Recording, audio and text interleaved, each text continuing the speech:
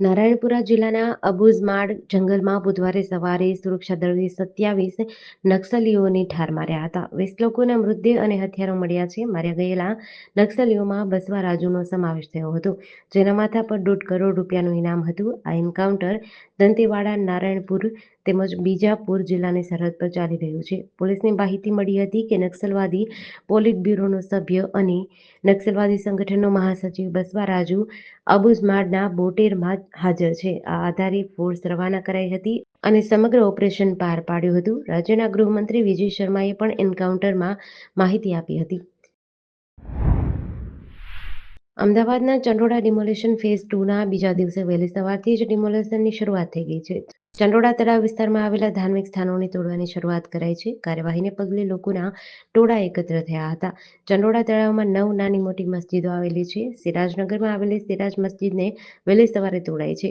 લલ્લા બિહારીના ફાર્મની બાજુમાં આવેલી અલી મસ્જિદને તોડી પડાઈ છે. મ્યુનિસિપલ કોર્પોરેશનના ઉચ્ચ અધિકારીએ જણાવ્યું કે એક જ દિવસમાં તમામ દબાણો દૂર થયા ગયા હોત, પરંતુ ગરમીમાં સતત હિટાચી મશીન કામગીરી કરી રહ્યું હતું, જેના કારણે મશીનો બગડ્યા હતા અને સમય વેડફાયો હતો.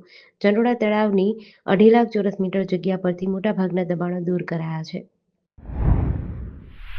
ગુજરાતમાં નૈઋત્યના ચોમાસાનું આગમન થાય એ પહેલા જ વરસાદી માહોલ છવાયો છે.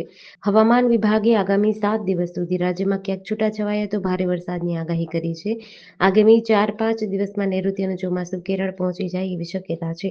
એની અસર ગુજરાત પર જોવા મળશે. ગુજરાત પર હાલ એક સાથે 2 સિસ્ટમ સક્રિય થઈ હોવાના કારણે 26 મે સુધી વરસાદી માહોલ રહેશે. આજે 21 જિલ્લામાં વરસાદની આગાહી છે. આજે સવારથી જ સુરતમાં ભારે વરસાદ થયો હતો, ત્યારે સુરતના અડાજણ, પાર, રાંદેર, અઠવાલાઇન્સ વિસ્તારમાં વરસાદ વરસ્યો હતો. આગામી 7 દિવસ છૂટાછવાયાથી ભારે વરસાદની આગાહી છે. કેરળમાં 4 દિવસ બાદ વરસાદનું આગમન થશે. ગુજરાત સરકાર દ્વારા 5 વર્ષ બાદ 16મી સિંહ વસ્તી ગણતરીના આંકડા જાહેર કર્યા છે. આ આંકડાઓ મુજબ રાજ્યમાં એશિયાટિક સિંહોની વસ્તી 891 સુધી પહોંચી છે. આ સાથે જ સિંહોના વસવાટ માટેનો વિસ્તાર પણ નોંધપાત્ર રીતે વધ્યો છે. ગુજરાતના ગીર અભયારણ્ય અને એની આસપાસના વિસ્તારોમાં 16મી સિંહ વસ્તી ગણતરી પૂર્ણ થઈ છે. આ ગણતરીમાં 891 એશિયાટિક સિંહોની નોંધ કરાઈ છે.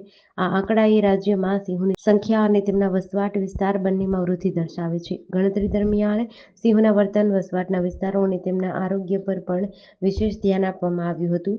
મુખ્યમંત્રી ભૂપેન્દ્ર પટેલે કહ્યું કે તત્કાલીન મુખ્યમંત્રી નરેન્દ્ર મોદીએ આધુનિક ટેકનોલોજીના ઉપયોગથી વસ્તી ગણતરી કરવાની શરૂઆત કરી હતી. આ ઉપરાંત પ્રોજેક્ટ લાયન 2047માં મહત્વની ભૂમિકા ભજવશે.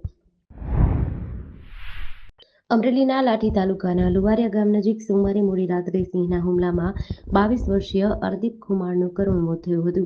આ ઘટનામાં પોલીસ સિંહના હુમલામાં મોત થયાનું કહી રહી છે, જ્યારે ફોરેસ્ટના અધિકારીઓ આ વાતને 24 કલાક વીતી જવા છતાં સ્વીકારવા તૈયાર નથી. અર્દીપ તેના મિત્ર સાથે લુવારિયા દરવાજાના પાડા પાસે મોબાઈલ ગેમ રમતો હતો. ત્યારબાદ તે પેશાબ કરવા ગયો ત્યારે સિંહે તેના પર હુમલો કર્યો હતો. હુમલામાં પેટ અને પાછળના ભાગે ગંભીર ઇજાઓ પહોંચી હતી. મૃતદેહને અમરેલી સિવિલ હોસ્પિટલે પીએમ માટે ખસેડાયો હતો, જ્યાં 20 મેના રોજ વહેલી સવારે અંતિમ વિધિ પૂર્ણ કરાઈ હતી. 24 કલાક બાદ પણ આરએફઓથી લઈને ડીસીએફ સુધીના અધિકારીઓએ આ ઘટનાને સ્વીકારવા તૈયાર ન હોવાના આક્ષેપો કરાયા છે.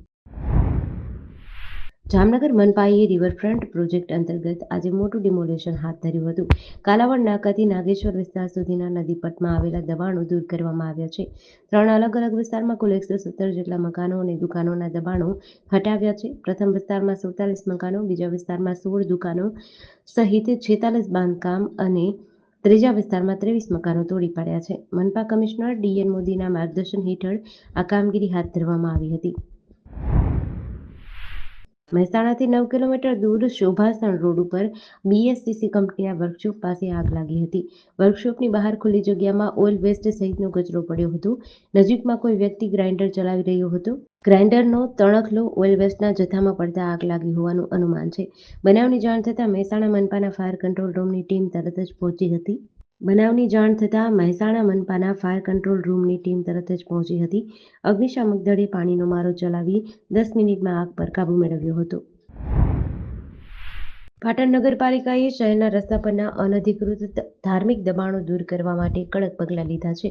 નગરપાલિકાએ 23 ધાર્મિક સંસ્થાઓના ટ્રસ્ટીઓ અને વ્યવસ્થાપકોને નોટિસ જારી કરી છે. નગરપાલિકાના ચીફ ઓફિસરે 16 મે 2025ના રોજ આ નોટિસ જારી કરી છે. નોટિસમાં જણાવ્યા મુજબ સુપ્રીમ કોર્ટની SLP number 8519/2006 union of India v Gujarat સરકાર કેસમાં આપેલા આદેશ અનુસાર આ કાર્યવાહી કરાઈ છે. પાટણ જિલ્લા મેજિસ્ટ્રેટ અને કલેક્ટરની અધ્યક્ષતામાં 19 એપ્રિલ 2025ના રોજ મળેલી સંકલન સમિતિની બેઠકમાં આ નિર્ણય લેવામાં આવ્યો હતો. નોટિસમાં જણાવ્યા મુજબ સંબંધિત સંસ્થાઓએ 15 દિવસમાં જમીનની માલિકી અને બાંધકામની મંજૂરીના આધાર પુરાવા રજૂ કરવાના રહેશે. જૂનાગઢ શહેર અને જિલ્લામાં આજે કમોસમી વરસાદે દસ્તક આપી છે. વહેલી સવારે ઘેરા વાદળો છવાયા બાદ બપોરે પવન સાથે વરસાદ શરૂ થયો. શહેરના ભવનાથ, તળેટી સહિત અનેક વિસ્તારમાં વરસાદી માહોલ જામ્યો છે. હવામાન વિભાગે મેના અંતિમ અઠવાડિયામાં કરેલી વરસાદની આગાહી સાચી પડી છે. જૂનાગઢ મનપાના બિનઆયોજિત કામને કારણે વરસાદ લોકો માટે મુશ્કેલીરૂપ બન્યો છે. મધુરમ, દૌલતપરા, મજોડી ગેટ અને જોશીપરા વિસ્તારમાં વિવિધ કામો માટે રસ્તાઓ ખોદવામાં આવ્યા છે. વરસાદ આવતા જ આ ખાડાઓ પાણીથી ભરાઈ ગયા છે. વાહન ચાલકો અને રાહદારીઓને ભારે મુશ્કેલી પડી રહી છે. સૂત્રાપાડા પોલીસે ગુજરાતના વિવિધ જિલ્લાઓમાં સાયબર છેતરપિંડીના ગુનામાં સંડોવાયેલા આરોપીની ધરપકડ કરી છે.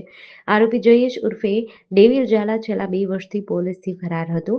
આરોપી મોબાઈલ ખરીદ વેચાણની જાહેરાતોમાં છેડછાડ કરી પોતાનો મોબાઈલ નંબર મૂકતો હતો. ગ્રાહકો પાસેથી ઓનલાઈન પેમેન્ટ મેળવ્યા બાદ ફોન બંધ કરી દેતો હતો. આરોપી સામે રાજકોટ, સુરત, જૂનાગઢ અને ગીર સોમનાથમાં કુલ 6 ગુના નોંધાયા છે. જૂનાગઢ રેન્જ આઈજીપી નિલેશ ઝાઝડિયા અને ગીર સોમનાથ જિલ્લા પોલીસ અધિક્ષક મનોહરસિંહ જાડેજાની સૂચના મુજબ સૂત્રાપાડા પોલીસે કાર્યવાહી કરી હતી.